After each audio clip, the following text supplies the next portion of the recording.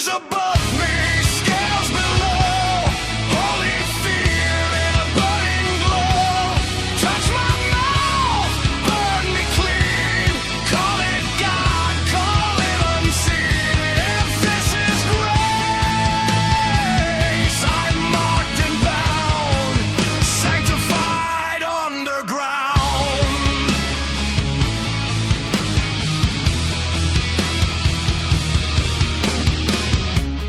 Temple shaking, smoke in the air. Covered faces, nobody cares. Dragons in myth, watchers in stone. Old gods wearing heaven's throne. They say chosen, I say scarred. Every vision hits too hard. Woe is me, I've seen too much. Purified by a violent touch. Six wings above me, scales below. Truth injected, forced to know. Holy words cut like knives, burned alive to stay alive. If this is one, why does it wound? Sanctified too soon.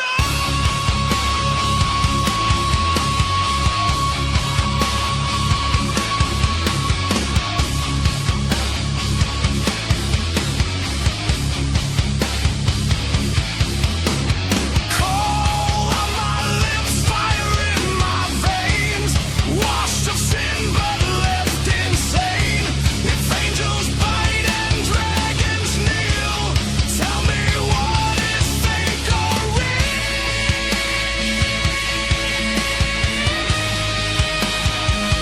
Six wings above me, scales below. No escape from what I know. Call it glory, call it sound. Heaven's claws in sacred ground. If this is God, I stand condemned, sanctified, never end.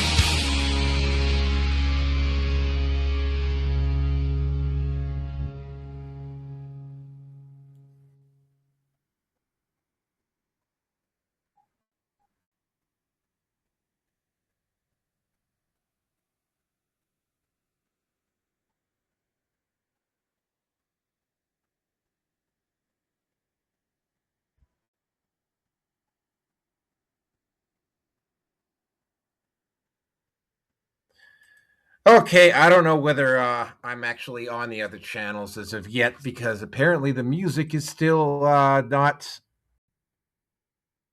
Oh well, actually, I guess I am live. All right, that's good. I always have to with this current computer. I always have to double check to make sure that I've actually got the sound going. Welcome to the Neroke 5 live stream. Again, unlike the Red Pill Nation, which I had yesterday, and if you're actually listening in, you were actually listening to me yesterday. Thank you very much for actually having enough fortitude to hold on for the entire 4 hours. I did not think that show was going to last that freaking long.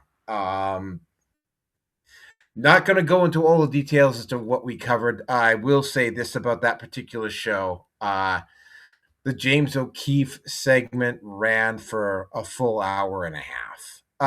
This is not the same. This is not the same particular show. I do just simply manosphere topics here.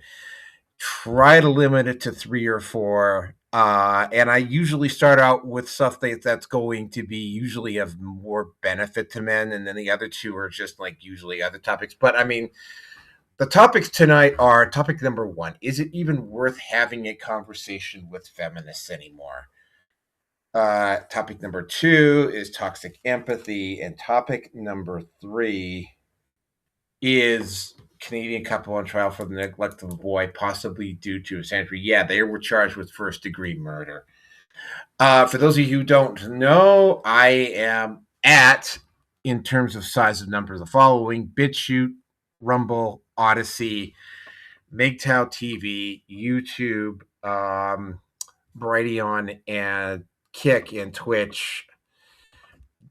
I actually got a couple followers on Twitch right now. I actually want to say hello to my one whole listener on Twitch right now. I've only got one. I don't have anybody over at Kick, which is odd because I had about 4 or 5 at one point yesterday. I got a couple. I think I got 2 listening on Rumble. Hello to the 2 people listening on Rumble. Yeah, I know. I just pack them in here. Just letting you know, this is a straight up manosphere show. This is not news culture, whatever. Yes, I am aware of the comments of the actress from the Supergirl show. I will be covering that in 22, which will be next week. But anyway, let's just get. Oh yeah, also Facebook, Minds, Gab, MeWe, Getter. Again, I have a group now on Gab.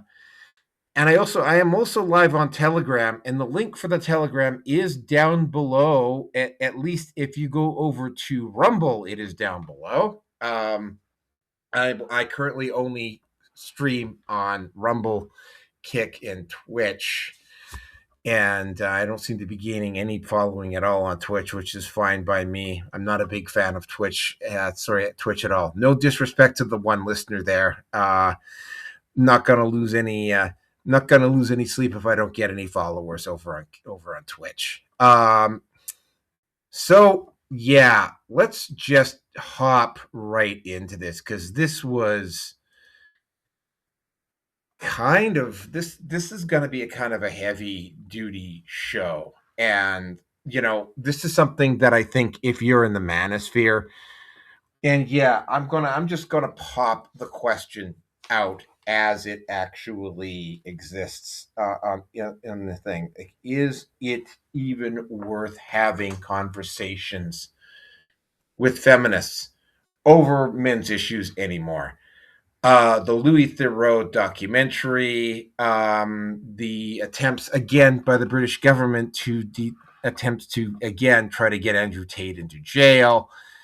And that's the reason why I brought up this couple, the absolute stock silence of women everywhere, and the fact that the mainstream media really seems to, in Canada anyway, really seems to be attempting to downplay the potential man-hating section of this show. Again, I don't know all the details of what happened. What I did see, though, kind of left me disturbed.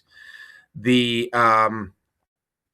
ultimate issue is that what is going, and Victor Zen talked about this years ago, and people still come up and will ask me, well, have you tried to talk to feminists?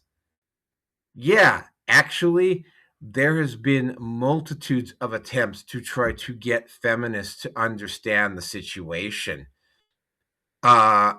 All I have been seeing, and this is especially true since Trump got elected, all I'm seeing is a ramping up of hatred and rhetoric.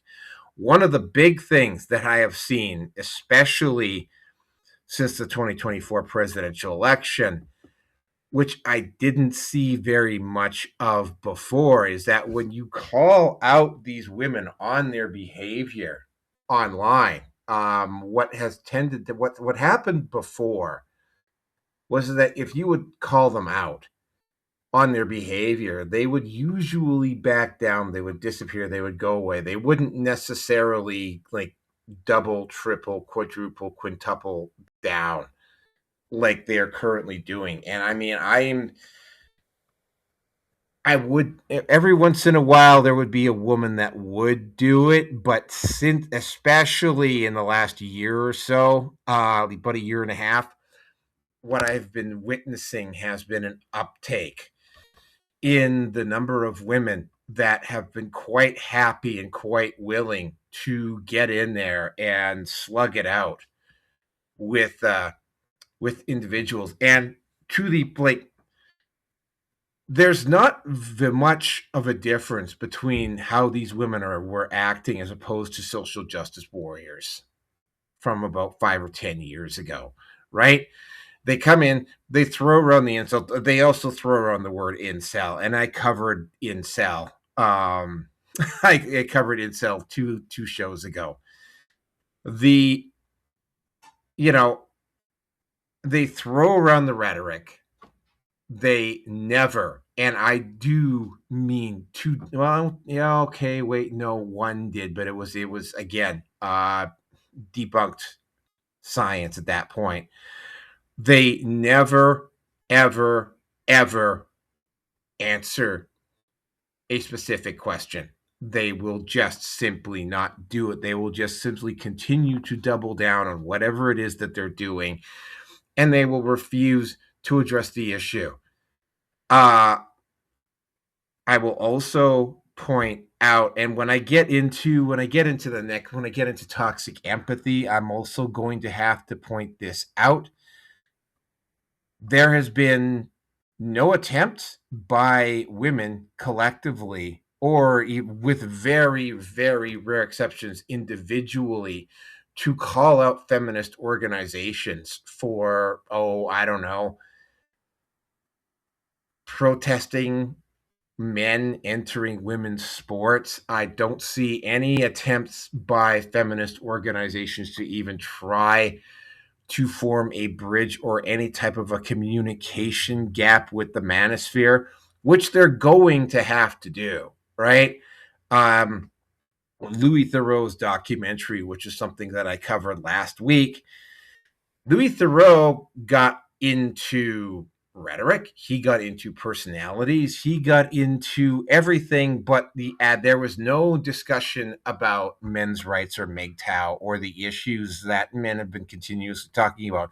There was definitely no discussion about child custody and family courts in that documentary of any kind. Don't see, with rare exceptions, I don't see a lot of women stepping up and acknowledging the problem in any capacity. Again, there are exceptions to that rule. Here's the thing: even those exceptions, though, not not really, not really particularly, not especially good at rebutting. And again, right, what I see when I challenge women who come in to troll men's groups and start asking them specific questions, they will, again, I have to say this, they refuse to answer, right? Now, what I am, and I, you know, I'm going to avoid the same thing that feminists tried to do with men on issues like rape culture and so forth, where, you know, well, your silence equals consent, blah, blah. It's like, well, no, I'm not going to do that with women. In fact, I'm not even going to be bothering to address women at all in this particular show. What I am going to be doing, however, is I'm going to be pointing out the fact that there hasn't been any type of a significant movement from women to, even though they have demanded that men do the same thing, and there are white knights that attempt to do this on the men's side.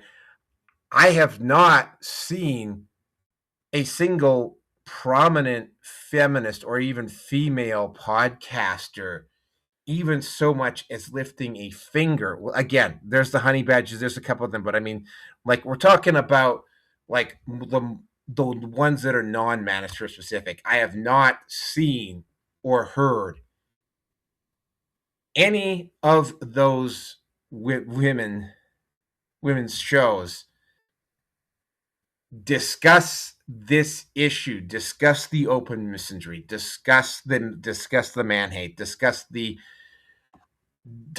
issues that affect men. In fact, if anything, what I have been seeing is then like treating men's issues like they're a joke, treating MGTOW like it's a joke, making excuses for women's bad behavior. And also, I'm going to point out, I don't see a lot of, again, I don't see it. And if guys, if you're listening to this, you might want to go over and check for yourself, because you don't necessarily want to believe me. Go over to Facebook groups. Go over specifically. There are specific groups now on Facebook that openly discuss about women not taking accountability. And I think you will be kind of surprised to see what you see. And when you click on those links and you actually go over to the person that is making those points, what you get is a massive circle jerk. I will occasionally see a woman throw a post up, but for the most part, it's dead silence. Like, I don't see a lot of women holding other women accountable for their actions or their rhetoric or their beliefs or anything of the sort. And what I have to, so I mean, you're not seeing, well, you're definitely not seeing feminists do it. You're not necessarily seeing a lot of women in general doing it. In fact, you're also seeing a lot of white knights and manginas making excuses for women's behavior in this capacity. So the question that needs to be asked here, gentlemen, is it worth your while trying to reason with or discuss anything specifically with feminists, but even with women? Like, is it worth your time, energy, consideration to try to explain to women what is going on? It is becoming, I mean, for instance, I will bring up something that just happened here very recently. There was an issue specifically around the fact that, and this ties in to the that 70% of women only go for the top 10% of guys, right? And there was a feminist on there that tried to deflect away from that, and I called her on it. And of course, right, the moment she did that, she immediately resorted to arrogant insults. And with me, that's just not going to work, right? If you decide to come in with insults with me, I will respond with insults of my own. And it escalated, and I was at the point here where it was like, okay, and she started getting misandric and saying stupid male and that type of thing. So I was like, well, if I'm so stupid, then why don't you answer these specific questions? Wouldn't do it. Had another one yesterday, complaining that, oh, well, like, for instance, they are having these things called dating events, and a lot of these quote unquote dating events, the number of women showing up at these events to the number of men is averaging out to about 3-1, right? Very frustrating for the women. I understand that. And it was like, and there was one woman on there, and she said, well, these guys aren't showing up because they're just afraid to approach women. They're afraid of rejection. I was like, well, I mean, if they're using the apps, they're getting rejected like The average guy is getting rejected like 95 to 98% of the time anyway, right? So that's just bunk. And of course, right, instead of actually addressing the point, she got into everything except the actual point. And I actually, again, started asking for and demanding specific questions, answers to specific questions. And again, rhetoric, ad hominem, insults, anything other than to actually address the point. I encounter or I see this online and in person on a regular basis right now. What I don't see, and I have to keep going back to this, what I don't see is I don't see women who claim they aren't feminists or women who are sitting on the sidelines. What I don't see are a lot of women holding these other women, women's feet to the fire. Like, I don't see that. I never see that, with very few exceptions. And then of course, right, and you get into that whole situation, man, where it's like no matter what option we choose, it's wrong, right? If you go online, you're pathetic and creepy. If you show up at these things, you're bitter and lonely, and you get shut down and whatever. So that doesn't work. If you choose to go MGTOW, you're a loser who can't get laid, right? If you advocate for men's rights, you're just bitter and lonely because you couldn't make it. It's like no matter what option you take, and I'm probably going to have to do a response. I'm going to have to do a specific issue on this, right? No matter what decision you make, it's wrong. And when you're dealing with a situation where no matter what decision you make is wrong, then why the fuck do I want to? Why do I even want to get involved with them? Why do I even want to approach women? Why do I even want to have anything to do with them? See, I made a couple people leave. What is the point of trying to make them understand? You know, again, I am just one person, and I, it's like I cannot, in my examples, I could be accused of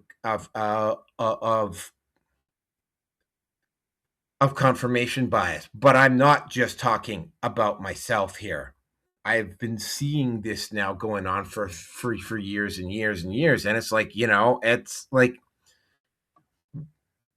when I get into toxic empathy and those type of women, it's like when I get into that issue, I mean, one of the things I'm going to be asking you as men is like, I mean, these women that are acting this way, and sorry, I don't do a lot of video coverage like I do on the Red Pill Nation here, but I mean, we've got tons of examples. In fact, at 7, 8, I believe it's 7, 8, and 9 or 9.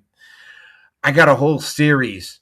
I got 3 whole episodes just on toxic feminist memes.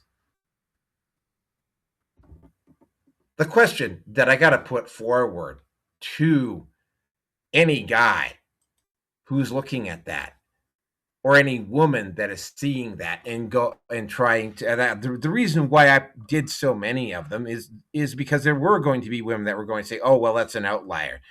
Yeah, well, 6 hours worth of memes and responses is not an outlier. That's a systematic issue that they're not addressing, and they won't listen to men to fix it. So they're not listening to men. They're not getting any type of from women. They're getting backed up by certain elements of the state to justify their behavior. In fact, misandry is openly applauded in some sections of society. In fact, I mean, I wish I had saved it. Unfortunately, it's not on this computer. That one that I was talking about, when I posted up the photo of that family, that couple that murdered that boy in Ontario, Canada, her response, and this was just absolutely mind-blowing, was stupid male, he deserved it. Yeah, let's hear the thunderous outpouring of outrage from women everywhere over that particular issue. So, again, folks, I am going to ask you politely here, is it worth your time to explain men's issues, specifically to feminists, but to women anywhere, right? Because it's becoming fairly obvious that, you know, it's going to require a woman doing something so heinous and so ugly and so repugnant that the press will, or it's going to take a point where the manosphere just reaches a point where they reach certain critical mass where there's what the mainstream media is no longer. And by the way, the manosphere is going to reach that particular goal fairly quickly here. It's gonna take a woman really, really, or a cult or or feminist organization really, really screwing up very badly to get, like, what is it gonna take for them to wake up? Very clear that, I mean, it's like very, very clear that they're not gonna listen. And if they're not gonna listen, what do you do? What do you do? At this point, the only thing that I can suggest that you do is, you know, there is a section of the manosphere known as MGTOW. And by the way, you can be a MGTOW and a PUA. You can be a MGTOW and a men's rights activist. You don't stop. You don't pick just one faction, right? MGTOW is but I mean, you need to seriously consider going MGTOW or adopting some of the philosophical issues of it. And I mean, when I talk about MGTOW, I'm talking about marriage and relationship boycotts, not necessarily going full monk, although a lot of guys do, but I mean, you know, especially when I get into the next topic about toxic empathy here,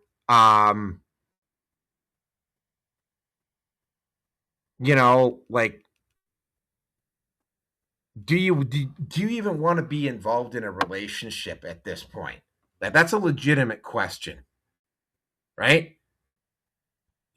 Like, for instance, if you're seeing a woman that is a feminist right now, I mean, right, or if you're sleeping with a woman that is a feminist, I mean, I have to really ask you a question: is why? Because statistically, a good portion of her female friends hate you just because you're a male.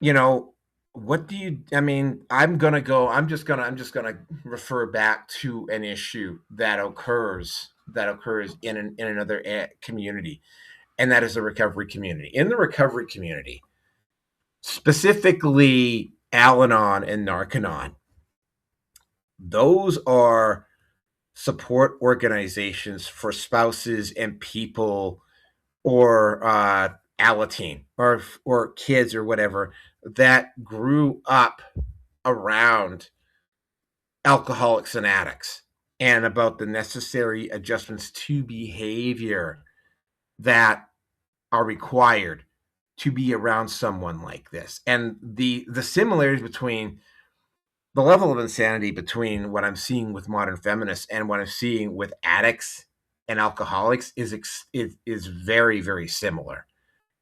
Now, when you're dealing with somebody who either cannot or will not get it. If you choose to stand by that person, I will get some more into this when I get into toxic empathy, right? If you choose to stand beside that person, you keep continuously try to reason with this person. I mean, I've had this happen, right? I've had to sit down with an individual and I've had to explain to that person multiple times what the consequences for their behavior is going to be. They'll sit there, they'll nod their head, they go, yeah, uh-huh, yeah, uh-huh, yeah, uh-huh, right? 30, 45 minutes later, you get up, you leave. 48 to 72 hours later, they're not at a meeting. And when you find them again, they're back out using. I had one particular, and it didn't happen to me, but it happened to somebody else. He actually had that conversation with that person, left something in the house, left something in the in person's house, turned back, went in to get it, and he walked back in the house. It was like not even 5 minutes later, and the guy's already snorting coke on the living room table. Not even 5 minutes after listening to this guy talk to him about the necessity of recovery and staying clean for an hour and a half. This was one of his sponsees, by the way. He ceased being a sponsee right there on the spot. So you talk to these people, you try to, and of course, the first thing they will do is they'll start making excuses or justifications or deflections or whatever, but they will do anything other than actually address the point. And it's like, and then you talk to them and you look at what they're doing later on, and they have made zero adjustments to their behavior, right? They're still seeing that friend of theirs that hates you just because you're male, right? She's still hanging out with that group. She's not questioning anything. She's going right back to the way she was. She's not questioning anything. She's not even she you know, when you get question her about it later on, she'll either get defensive or she'll make you the bad guy per guy just for simply bringing up the conversation. It's like, again, you can't necessarily expect somebody to change right away, but I mean, at what point do you just look at the person and go, yeah, you're gone from my life, I'm not having you around anymore, bye. you know uh I know it's frustrating. I know it's really aggravating, especially the academic feminists, because on paper, these are women and men that should be smart enough to understand the consequences of their actions. And they won't listen. They won't make the changes. They won't make the adjustments. They won't question. They won't do anything at all. And it's like, when you're dealing with a group of people like that, like, you design your life in such a way that such people are not in your life. That's the reason why MGTOW, despite the fact that there was a serious attempt a few years ago to bury it, why MGTOW has continued to not only thrive, but grow because of this. And, you're like looking at all of this go down. And, you have to ask yourself, at what point do I stop trying to reason with this person? At what point do I stop trying to talk to this person? And you'd start living your life in a way that minimizes having this person around. That's what you got to do. You know, if they're going to go off a cliff, and when I get into toxic empathy, that is exactly what's going to happen, right? You don't want to be anywhere near them when they do it. You don't want to be anywhere near them. And you'll know fairly quickly with the women in your life, or actually don't even necessarily. I mean, they do you even want to bother trying to get feminists to understand anymore? Right? Like their whole culture right now, from all appearances, is aimed at making sure that you don't understand. I realize that sounds like I sound like I'm being a real downer at this point, and I have to apologize for that. But it's like, if you have an issue with what I'm saying, prove me wrong. Convince me that it's worth the time to do it. Right? Like, sell it to me. Make me want to believe that they'll listen, because I'm not seeing a lot of them acting as though they do want to listen and they do want to understand. Now, if you're dealing with somebody who either cannot or will not understand and has perpetually acted this way for a group of people who have acted this way for decades, no, man, you walk the hell away. Like, that's it. Like, you just walk the hell away. That's what each of you has to be asking at this point, right? If you're new to the manosphere, yeah, the actions and behaviors you're seeing of women right now, making excuses for other women's toxic behavior, that toxic empathy, which I will be getting into next, right? What you've been seeing there has been going on for decades at this point, without fail. It has infected the greater majority of the female species, with very rare exceptions. And even some of the women that act like they get it, they didn't get it. There's a video by Homath that I had to share that demonstrated that women didn't want to get it. That they made the right noise, but in truth, they didn't really care at all. Right? I've got a video earlier on in the series, right, talking about beware of conservative women. In fact, you know what? I am going to because I actually just realized I've got laundry sitting down the hall here. So I have to actually stop and go and put some laundry in the dryer right now. So I'm just going to end this particular topic on that point, and I'm going to put a song out, which I think kind of describes hypocritical feminist women. So here we go.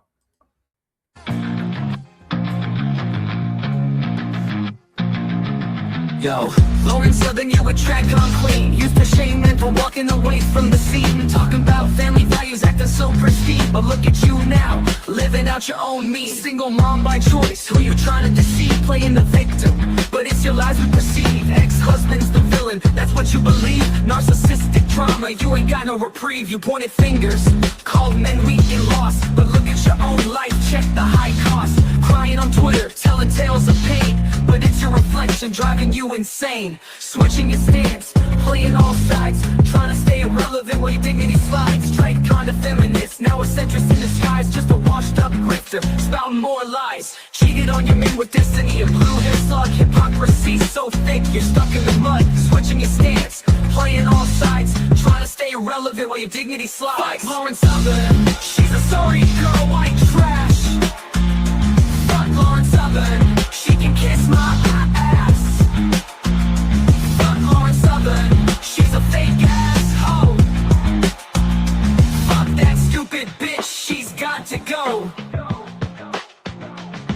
From right-wing darling to a center charade. Sold out your principles just to get paid. Flipping the script, you ain't got no shade. Sorry, white trash, in your own mess you wade. Twitter tirades crying out for sympathy. What we see through your mask, it's all just hypocrisy. Blaming your ex, but it's clear to see you're the common denominator in your misery. Turned on your allies, left them in the dust. Trying to stay relevant, but who can trust? A chameleon, always adjusting a thrust. Just a grifter, Lauren, in whom we discussed. Victim narratives twisted and contrived. From drag con puppet to centrist jive. Always rebranding, just trying to survive. But you're exposing yourself, can't hide the lies. Fuck Lauren Southern, she's a sorry girl, white trash.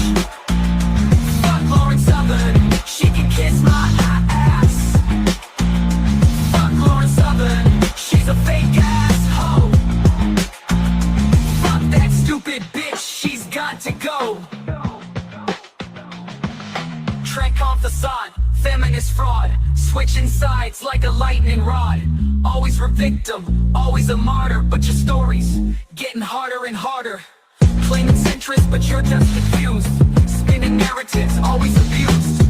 Pointing fingers, playing the accused, but your credibility's been long refused. Self-made martyr, casting stones, living in a glass house, breaking your own bones. Manipulating stories, changing your tones, desperate for relevance through your groans. Cheated on your fan husband, thought we wait and see the destiny of all people. It's hypocrisy. Now you're in a trailer park trying to get cinched to fund, living off the lies, playing everyone. Fuck Lauren Southern, she's a sorry girl, white trash.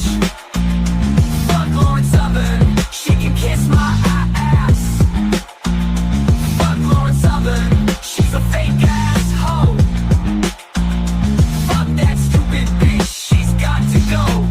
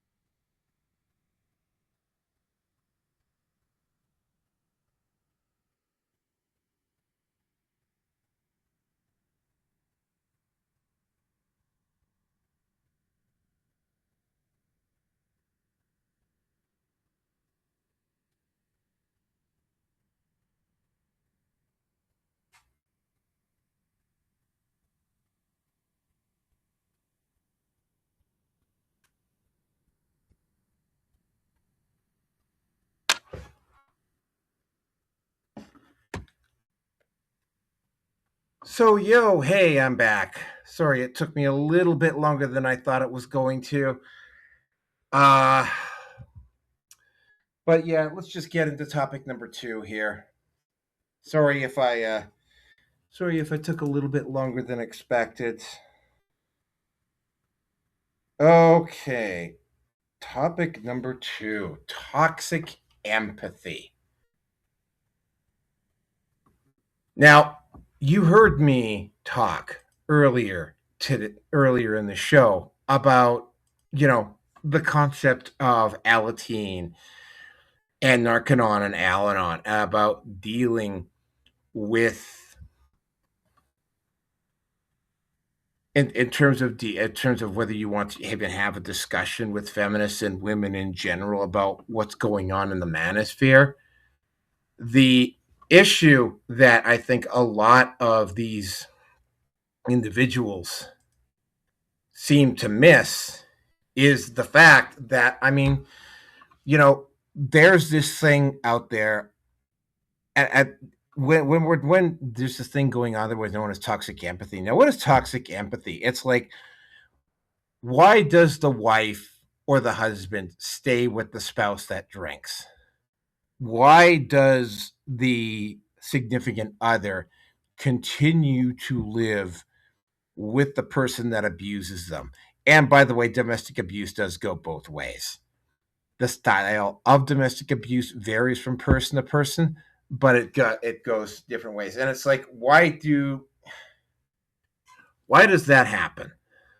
Right? Like, why did thousands of people go to Minnesota to support a group of immigrants and refugees and whatever that were ripping off the government,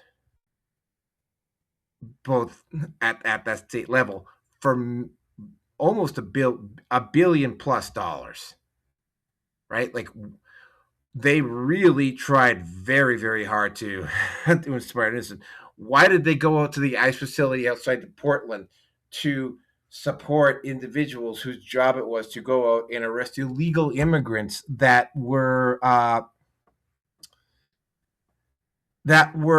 going around harming other people committing crimes. Why do you have the governments in Western Europe running block? Why did the actual why did you actually have people in the press in Great Britain, for instance, demonizing a girl who was trying to protect her younger? This happened in Scotland, by the way. I can't remember what her name was, from a sexual predator. Right? Why did you have a woman scream and yell and bitch and make a commotion to the point where they had to pull a serial rapist off a plane that was being sent back home to his homeland in Sweden? The guy committed multiple rapes, right? Like, why do they do that? Um, why is there such a thing as toxic empathy? And it's not because these people actually give a shit. It's more about how it makes them look or how it makes them feel, right? And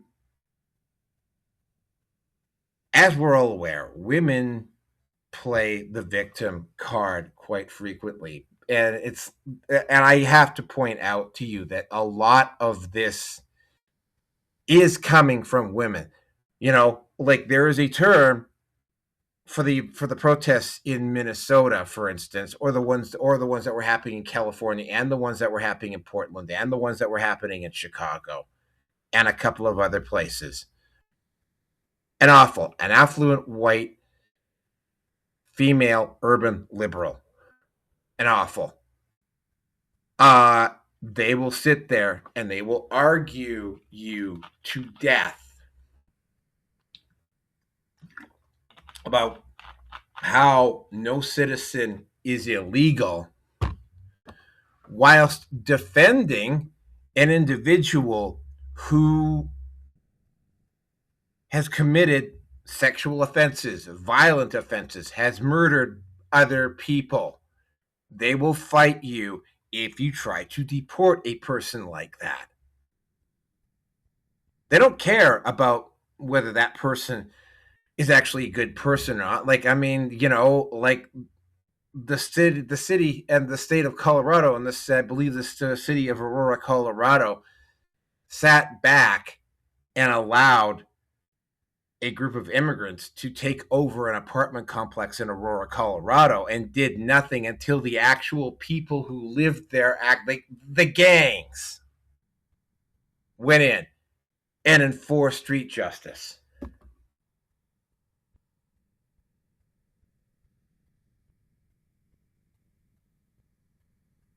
The reason, because this is something that goes back into from the male side, right? These particular types of individuals will perpetually play the victim card, like constantly, like all the time. And the idea with that is that, it's not about protecting the rights of these individuals. What they really care about is how good they actually look. They don't necessarily care about the immigrant, right? And when you're dealing the issue again, yeah, and going back to the 12-step program, one of the things they hold on a second.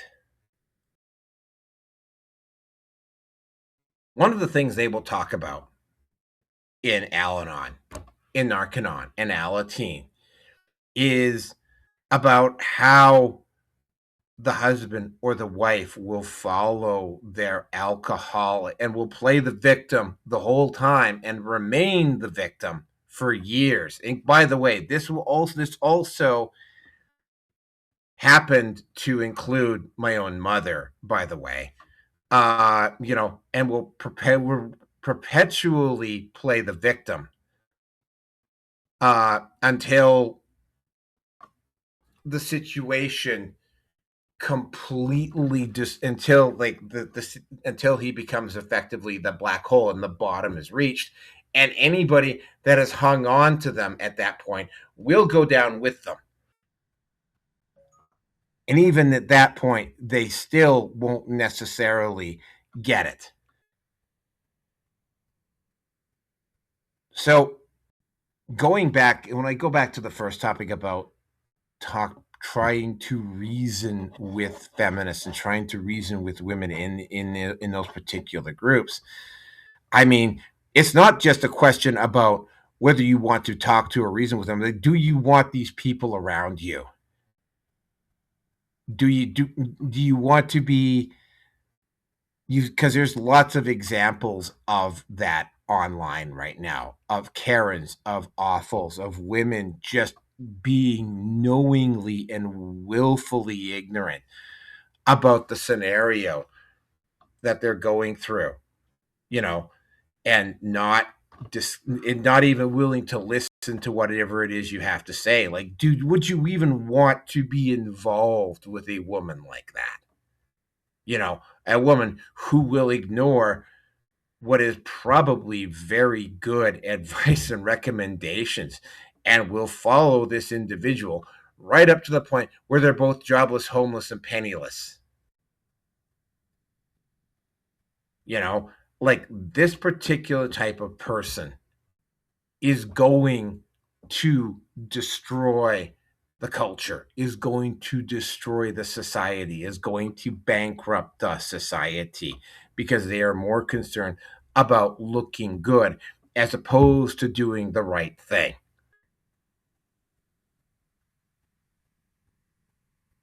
Right? She would rather be the victim, the perpetual victim, rather than actually take responsibility for her own actions and look at the people that she's with and the people that she's supporting, going, yeah, you know what? Those people are not necessarily all that great, right? Maybe I should leave. Maybe I'm the problem. No, right? Instead, when you talk to individuals like that, again, they will not answer the questions. They will do anything other than address the point. They will make you the villain for even bringing it up. And on top of it all, they'll try to make you feel guilty. And then if you allow them to, they will even try to force you to either go with them, to cooperate with them, or to give them money or support for them to continue on doing what it is that they're doing. Just like how a spouse will continue to support their partners drinking and drugging and using, and will play the perpetual victim right up until that person takes them down completely. Is it worth even speaking to a person like that? You know, uh, that was the question that I asked in the first, and it has to apply here as well, right? Again, while I have not had the person that I've had to convince to stop using, I did have a sponsee where I had a very long conversation with him, only to find out that he had gone home and drank, like, literally, after spending 45 minutes with me discussing his personal issues at a pizza place after a 12-step meeting. You know, they're not concerned. I mean, at best, the response you're going to get out of a lot of these women is, yeah, yeah. And then they will go right back to doing what it is they're doing. Here's the problem, right?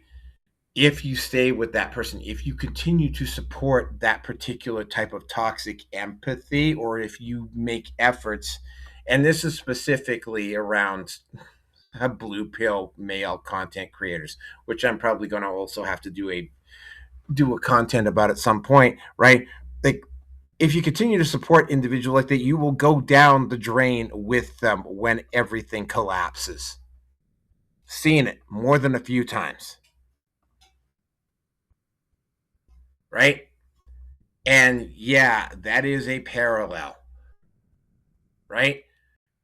They demand financial support for their toxic empathy. They want to look good for their toxic empathy. They're not there to have a conversation. They're not there to listen to you. They don't want to listen to you, right? Because if they have to listen to you, that means they have to take responsibility. That means they have to change, right? That means they have to look at themselves. That means they have to take accountability.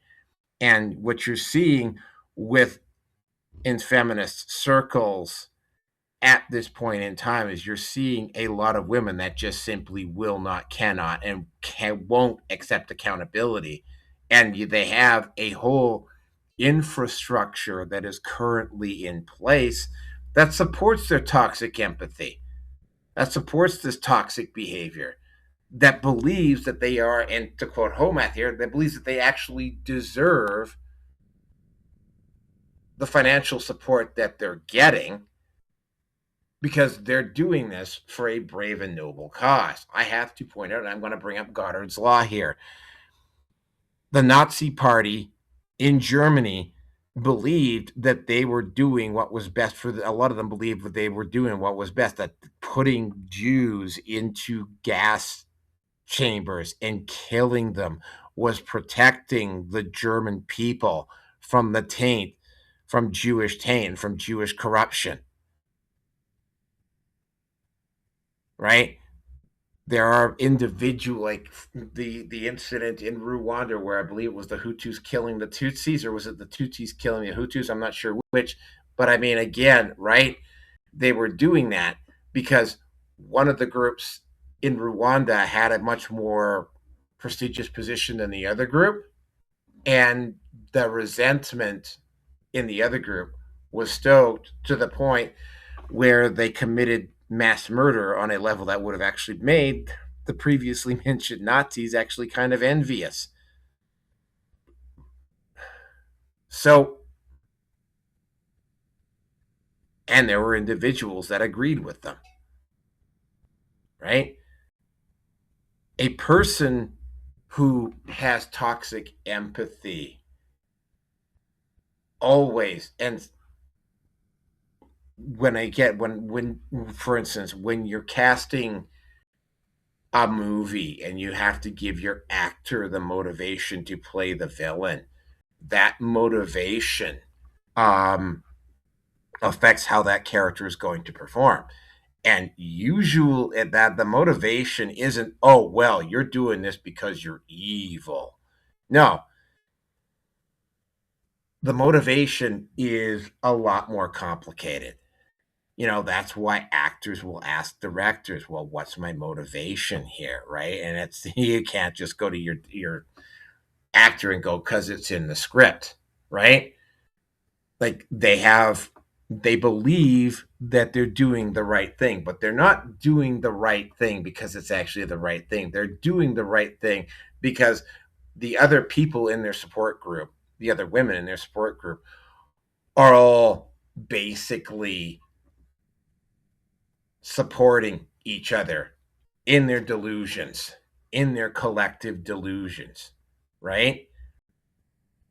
And then you get into the concept, and again, I'm going to refer back to Homath here and the concept of deserving, that they deserve that support because they're doing such a brave and noble thing in helping these poor disadvantaged people that are victims of a white capitalist patriarchal colonizer society or whatever, and that these people deserve a chance, and they came all the way from these countries where they were facing political oppression, blah blah blah blah blah, or you know, they left the toxic abuser homes, even though she chose to stay with him, to the point where even the kids were being damaged, right?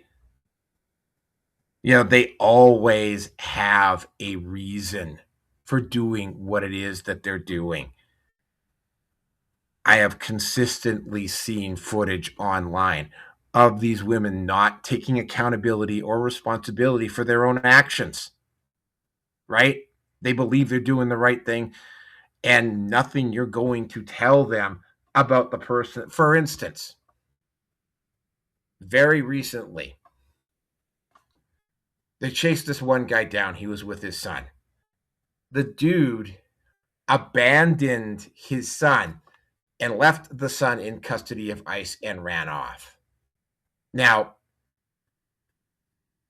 you actually had to pierce the barrier to look at that.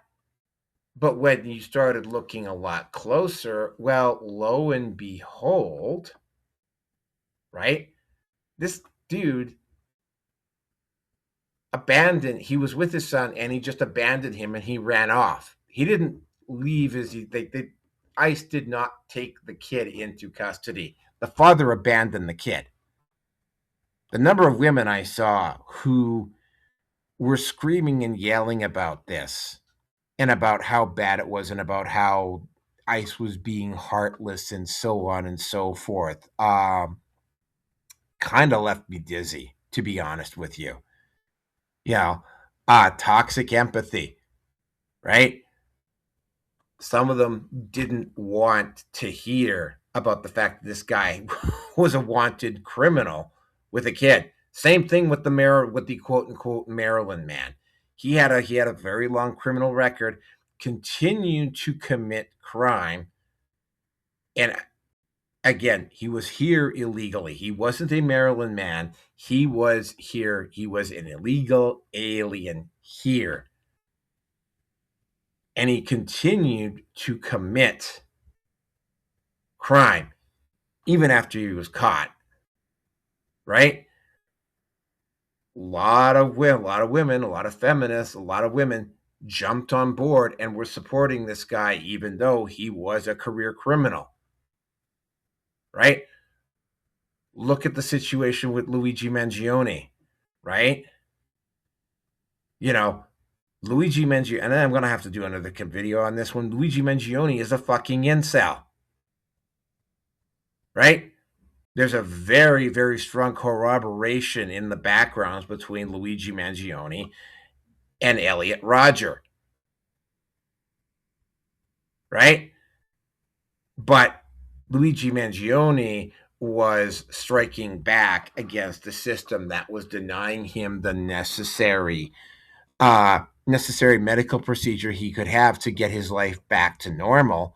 And he more or less killed this executive because he believed he was deserving of that treatment. And that created a level of empathy with some women. And again, the medical insurance industry is not has got a track record. You will get absolutely no argument from me about that, right? But he's not a hero. But there's a lot of people, there's a lot of women that were empathetic. And there's again, I don't have it on this particular, I won't have on this particular, there's an actual, I want to have to actually find it here. There's an actual photo, a meme of Luigi Mangione being Christ-like. No, Luigi Mangione was, and I would be kind of curious to look into Luigi Mangione's background and see what type of a person he was before that accident, right? And to see what type of a person he was. Did he believe that he was, because he came from a rich family. Did he grow up believing he deserved this? Right? Yes. If you're involved with a woman who has toxic empathy like this, you are going to have individuals around her and even in your space that are going to be a hazard to you, right? You're going to have to keep your stuff under lock and key because that's the type of people that she was, and she will make you feel bad about having boundaries around this.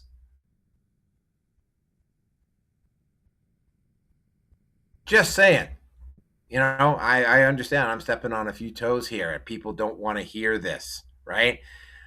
Yeah, if you want somebody to tell you the reassuring lie, I am not that person. I will never be that person. Just an FYI on that. So, yes, the issue when you're dealing with this level of toxic empathy is that you need to be putting as much distance between yourself and them. And you have to be out there exposing it, right? You have to be out there basically presenting evidence to the people in the middle so that they can make up their own minds, right? You kind of have to gradually, well, I mean, the best way to do it is just like the same way you're doing with feminists right now. Just simply allow them to keep talking and to keep doing what it is they're doing to the point where they eventually end up defeating themselves. That's what you got to do, right? Uh, if you know somebody who is like this, you're probably better off just simply telling them why you don't want them in your life anymore. You know, because this person will continue to be toxically empathetic to the point where, if you follow her to the bitter end, you're going to end up in a very bad place. And even then, she might not take responsibility for her actions. Right? And by the way, this also applies to men as well. So, yeah, just thought I'd throw that out there about toxic empathy. You know, you don't have to support it, you don't have to abide by it, you don't have to give her a check mark on it. You don't have to say, "Oh, well, she'll grow out of it." No, you have the responsibility to yourself to get the fuck away from that as soon as humanly possible. Right? You don't have to support it. Right? Because it's women like this, women co-signing gender change operations for preteens, women organizing, basically allowing trans people to have access to kids, women who are taking their kids to these pride events where there a lot of sexual debauchery is occurring. You know, like those people. You know, like those are the ones like that doctor who knowingly was trying to get her son to to get a sex change. Like there was another female doctor there who like literally had reams of evidence showing why it was a good thing, and they won their case. And if it wasn't for the fact that the that the governor stepped in, that boy would now be a girl against the boy's consent, more than likely. That's the type of insanity that you're dealing with here. Right? Like it's not just Minnesota. It's trans trying to get access to kids. It's the wokeified message that you're seeing in a lot of media right now. It's a lot of things, right? And of course, if you tell them a truth, you hurt their feelings. But again, at some point, you're probably going to have to hurt their feelings. If you're concerned about the quote unquote white knights, don't be. Right? These are individuals that have, for the most part, have no backbone and no skull. And again, much like the feminists, when I discuss this issue, right? They won't actually answer the questions, because to answer the questions might mean that they might be wrong and that they may have to take a really seriously hard look at themselves. So anyway, that kind of harsh for me tonight. And I mean, I have to, again, right? The Canadian in me. Sorry, not sorry, right?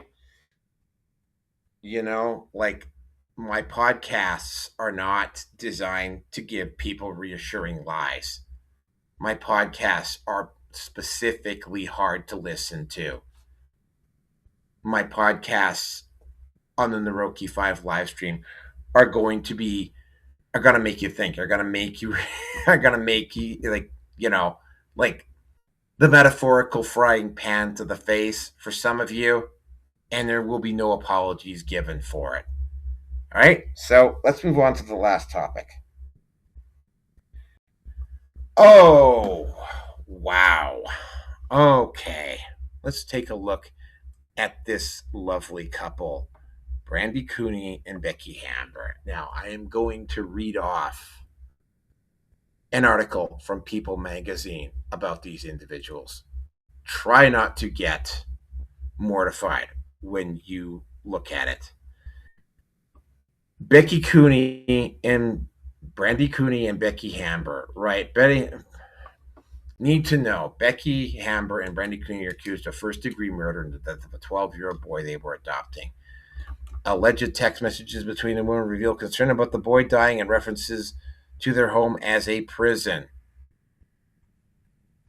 The trial concluded with closing arguments, and a court update regarding the judge ruling is expected in a little over 3 weeks, April 24th. The alleged text messages between the two women on trial for the death of a 12-year-old boy they were in the process of adopting emerged as a key piece of evidence in court on Friday, March 27th. Closing arguments concluded in a case involving Canadian couple Becky Hamber and Brandy Cooney, 46 and 44, who have been charged with first-degree murder relating to the December 22, 2022 death of a child referred to in court as LL. The investigation into the women in the ensuing trial that started after the boy's younger brother, referred to in court as JL, went to the police to testify that they faced extreme situations in their home, including being restrained by zip ties and being locked in the rooms for hours on end, according to reporting by the Toronto Star. LL reportedly weighed only 48 pounds at the time of his death. He was found in the basement of the home in the couple's basement bedroom of the couple Burlington, Ontario home, according to a report by the CBC, one of Canada's largest broadcasting companies. In addition to the murder charges, the women were also charged with confinement, assault with a weapon, in this case zip ties, and failing to provide necessities of life for the children they had planned to adopt. The children, which began on September 25 in Milton Superior Court, a court in Ontario, Superior Court justice finally concluded on Friday after lengthy closing arguments from both parties. During closing arguments, Crown lawyers Felly Crew and Monica McKenzie, who are arguing that Hamber and Cooney were responsible for the death of LL, referenced 8,000 pages of alleged text messages that the women exchanged in relation to the boys. Several of the alleged messages raised concern and generated headlines as the trial was ongoing. In November of 2022, Cooney and Hamber reportedly texted concerns that LL was dying. CBC reported in December 2025. Unfortunately, my thoughts are he is suddenly going to die, and I'm going to jail. Cooney wrote Hamber at the time. Another text message that went viral at the time included the women referring to the boys being held in Hamber Cooney prison. The women reportedly alluded to themselves as being the boys' jailers. JL alleged that he and his brother were kept in their rooms for hours at a time. CBC noted that cameras were allegedly installed in the bedrooms, enabling the couple to monitor the children. In another alleged text message during closing arguments, one of the women was accused of writing "shiver, shiver, dumb fuck" to the other, seemingly regarding seeing the children suffer. Hamber's lawyer, Monty McGregor, also addressed messages in his closing argument. CBC reported he argued that the message reflected women's dark human frustration, not hate, the outlet added. While he and the other were horrible, he alleged that they were not indicative of the ways where the boys were actually treated at home. Well, I don't know, man. I think Jay having call me crazy here, but I think jailing the boys downstairs in a basement bedroom and saying "shiver, motherfucker, shiver" is probably pretty indicative of something.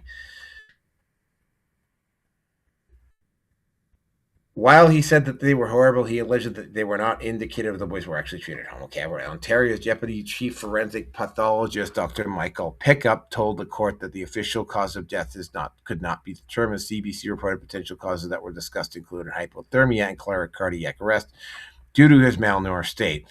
The women's lawyers expressed concern that LL suffered from an eating disorder at the time, alleging that the couple was looking into getting him into a treatment program at the time of his death. After closing arguments concluded, Justice Clayton Conlon announced that the court date was scheduled for April 24th, at which time he expected to provide an update on whether he stands on making his ruling. It is not clear when he will have come to a final decision. McGregor conceded that the women's behavior time was questionable, if not unlawful. However, he contended that he doesn't want to make it He contended that that doesn't make them liable for murder. Of course, they were just necessarily, I mean, you know, defended him. I mean, yeah, everyone is entitled to a defense. Another article here. This one is from the family sues death of two brothers in care. Okay, let me just move over to the third one here. Okay, this is a 6-minute read. Warning: the story details allegations of child abuse. The family of the boy who died under the care of Brandy Cooney and Becky Hamber has filed a $4 million lawsuit against two Children's Aid Society, the Ontario couple, and three doctors. This lawsuit, which claims negligence and separate from Cooney and Hamber's ongoing criminal trial in Milton, where both have pleaded not guilty to first-degree murder of a 12-year-old boy and not guilty to confinement, assault with a weapon, and failing to provide the necessities of life for his younger brother. The Indigenous boys' identities have been protected by a publication ban. For our reporting, we'll refer to the older boy as LL, who passed away December 21st, 2022, and his brother JL. We're also keeping their family members private to protect the boy's identity as mandated by the court. The civil suit was filed in Ontario Superior Court in December 2024 on behalf of JLL's estate and their birth mother. It is alleged that the defendants showed callous disregard, complete lack of care for the boy's life, safety, and well-being. The boys were awards of Ottawa CAS. Halton CAS managed their day-to-day case handling. LL was deeply loved by his brother and mother and suffered extreme pain, suffering, and emotional distress before his death, according to the family's statement of claim. He was severely malnourished, weighing about what he did when he was 6 years old, with growth stunted during his final months alive. As revealed during the murder trial that began in September, the Crown alleged that LL was mostly locked in his basement bedrooms at Cooney and Hammer's Burlington home for over a year.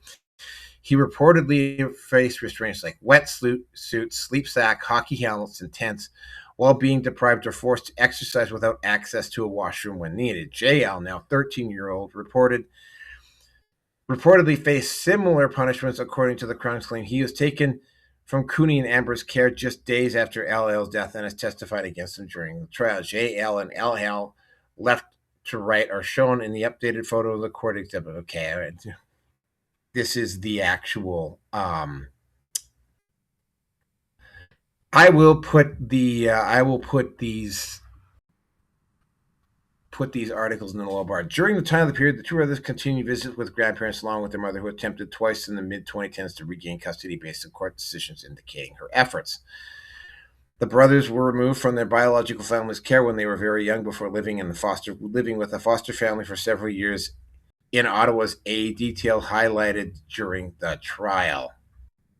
The biological family alleges that However, the judge ultimately decided it would be best for them to, as remaining wards under Ottawa CAS, putting agency responsible for ensuring safety, well-being, and allowing adoption. The photo of LL, CBC has blurred his face to protect his identity, and a publication ban name withheld. The society should have considered aspects relating directly to the Indigenous background while making placement decisions, says the family. The societies did not take these factors into consideration at all. Instead, placed them Burlington, far away from their Indigenous birth families located within Ottawa. 2015, the Truth Reconciliation Committee highlighted necessity supporting Indigenous children better welfare system aiming at reducing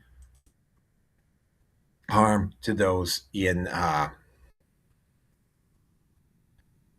those entering care. They urge governments providing additional resources focused on keeping Indigenous families together wherever safe possible, maintaining culturally appropriately environments regardless of location. Under Ontario Youth Family Services Act, CAS, must respect child needs stable relation pertaining family cultural ties. And then, of course, anyway, yeah, I will put both of these underneath.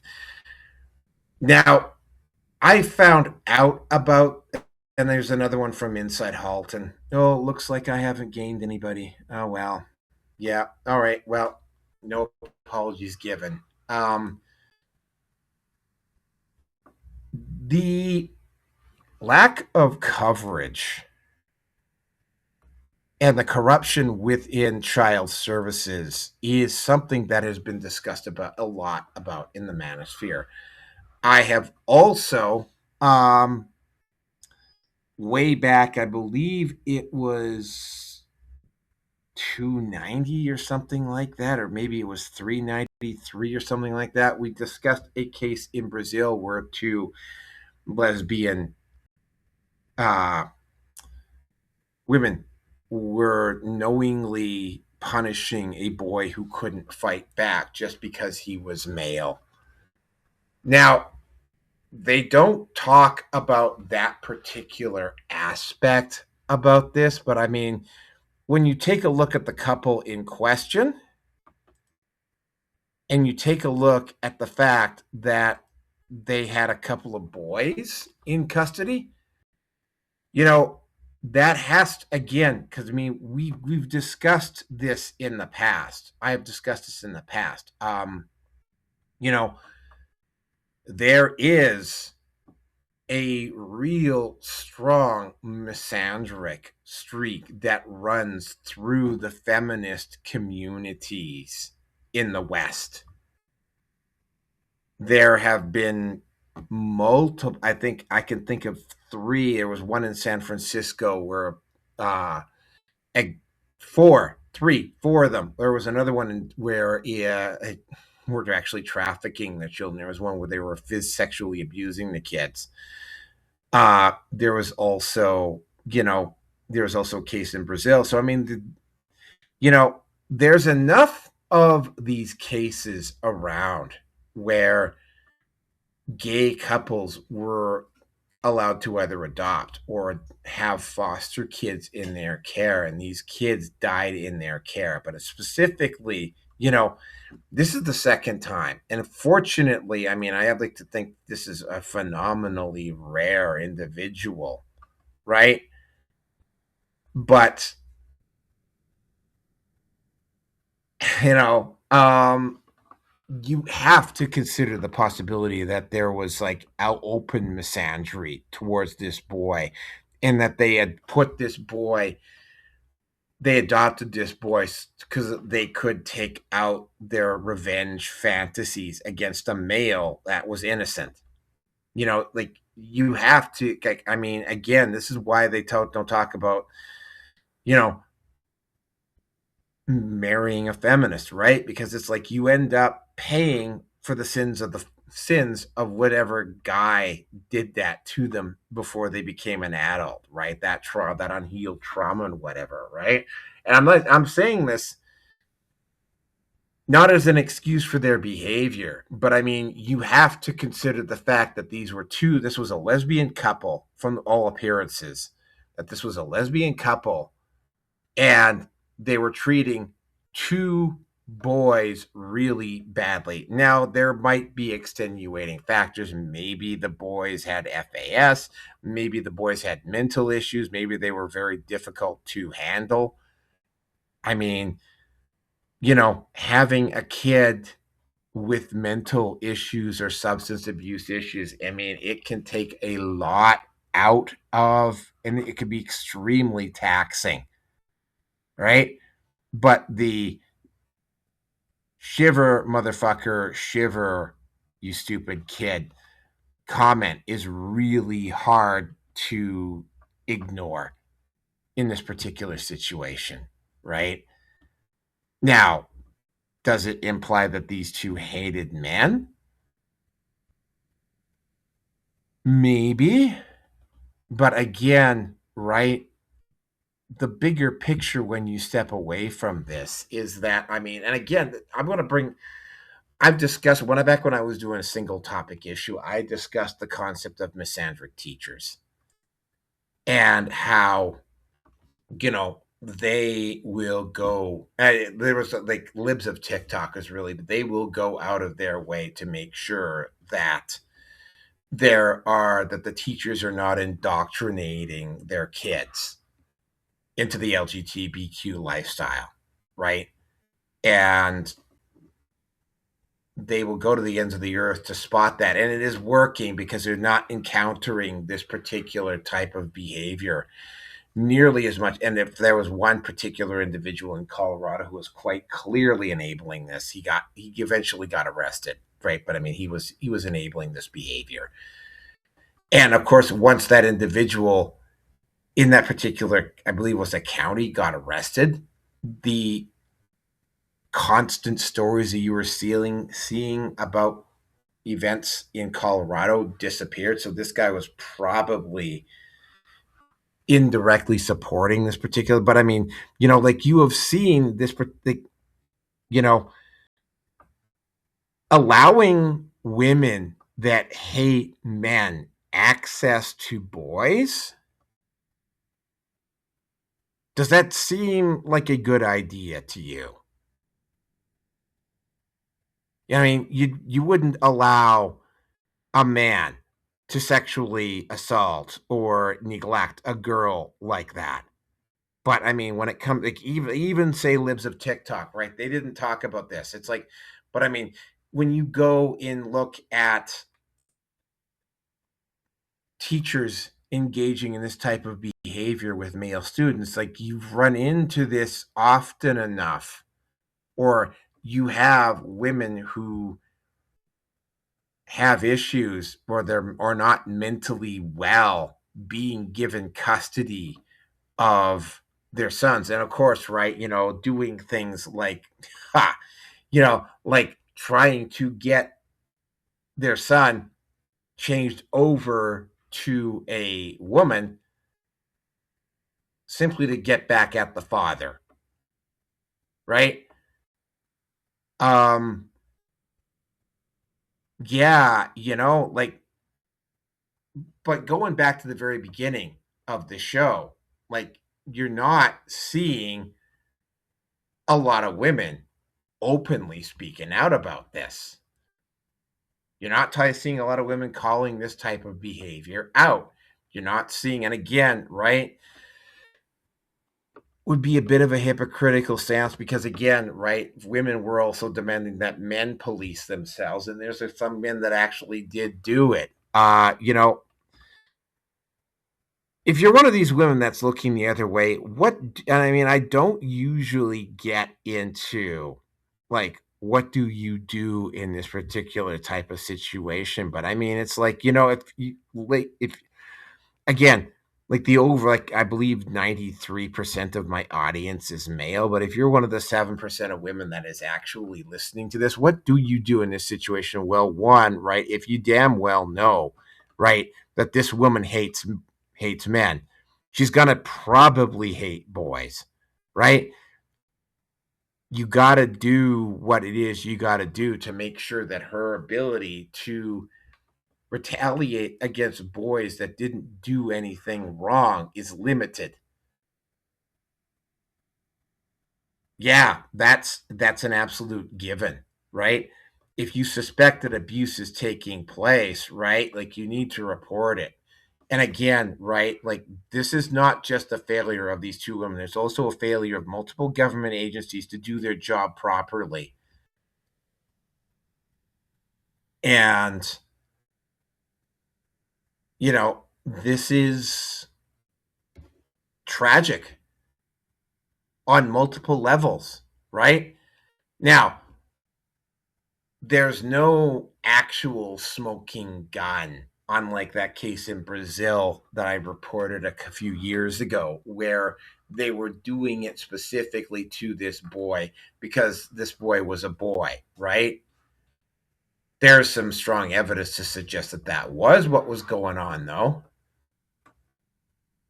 And, you know,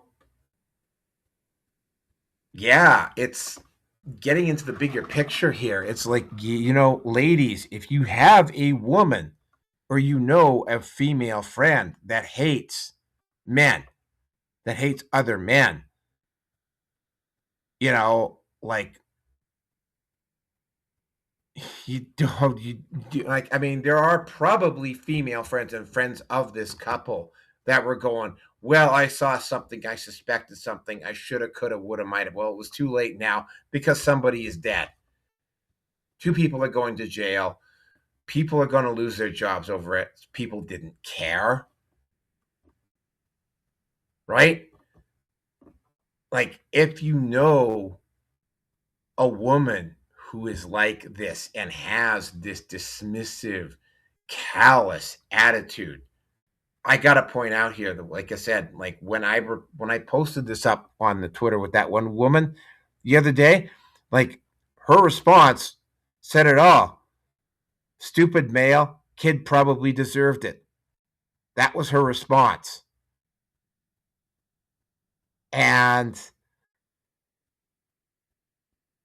you know, I'd like to say that's an outlier, but there's very strong evidence to suggest that it probably isn't an outlier. And, you know, if you see or suspect something like this, you have to go to child services and you have to say something. Go to the police, go to the child services, man. Do not allow women who hate men access to boys. This happens. This was a really tragic case, but I mean, there are a lot of stories of teachers who did, who actively make their male students feel less than and retaliate against male students. I mean, if you look at a lot of the guys in the manosphere and you talk to them and you ask them, where is the first time and place where you encountered a woman who you suspected hated men, right? A lot of them will talk about some aunt or some friend of their mother's, but I mean, if you, among the other things that will happen is that they will talk about a teacher that hated men. And that was one of the things that first woke me up that there was a problem. I had a teacher in my last year of high school in Vancouver who was like that, right? I did fairly well in that class, but for some strange reason, right, I always kept getting lower marks. And then she would do stuff that would specifically turn the boys against the girls, and she would do a lot of feminist grandstanding, right? And she wasn't as bad as some of the people on the libs of TikTok. But I mean, yeah, you know what? I mean, these women, I mean, I'm going to refer back to Agent Orange, and then I'm just going to cut it out for the night because I'm just about out of photos here. Uh, there was an individual way back 15, 16 years ago called Agent Orange, and he got into a feminist forum, and like he reported a few people, including Vilia Tiptree.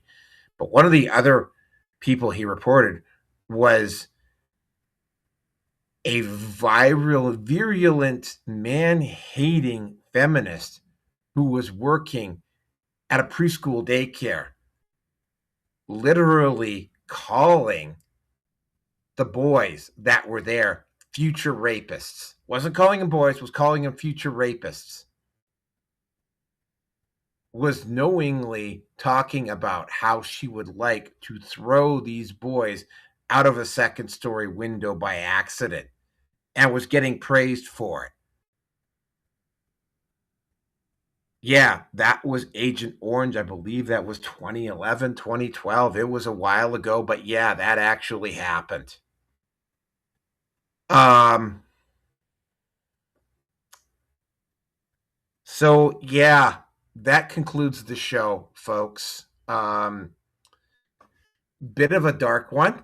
I didn't think it was going to get as dark as it got. Um, yeah, but I mean, like that's the nature of the manosphere, and that's what you're dealing with. To sum up everything that went on tonight, the first topic, it's Yeah, like it's if somebody is exhibiting traits, and this is but one and two, if somebody is exhibiting traits that indicates that they're beyond being reasoned with, you do not continue to try to reason with them. You don't, right? You move on, and you separate yourself from these individuals, because these individuals will drag you down, and it's like you'll be wasting your time. And yeah, contrary to what you might think, the smarter they are, the harder they are to convince, right? You need to look after yourself first and not worry about what they're doing or not doing. And on the second topic, yeah, if you see or a woman that is knowingly misandric and actively hating on boys just because they're boys, you know what? I mean, you need to be keeping an eye on that person. You need to be making sure that they do not have access to boys. Like, you just cannot, right? Like, it's just not, you can't do that.